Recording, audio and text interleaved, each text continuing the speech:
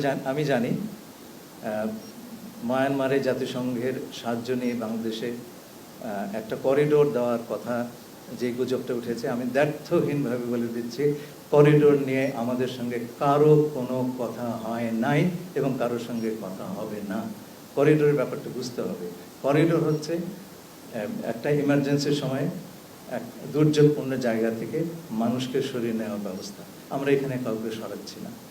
আমরা যেটা করছি, যেহেতু আরাকানে কোনো সাহায্য সহযোগিতা এইড এর উপকরণ অন্যান্য সাপ্লাই দিয়ে দেওয়া সম্ভব হচ্ছে না, জাতিসংঘ আমাদেরকে এইটুকুই বলল যে আপনারা এই সাহায্য, যেটা তারা তো সাহায্য দিয়েই যাচ্ছে আপনার রোহিঙ্গাদেরকে গত 7-8 বছর ধরে, সেটা আমাদের চোখের সামনে। তারা বললে এর কিছুটা দূরে বর্ডার, আপনারা এইটুকু জায়গাতে আমাদের সাহায্য করবেন যাতে আমরা ওপারে নিয়ে যেতে পারি। জাতিসংঘ তার বিভিন্ন সহযোগীদের মাধ্যমে রাখাইনের ভেতরে যে এই চ্যানেলগুলো আছে তারা সেটা ব্যবহার করবে এবং সেটা দিয়ে তারা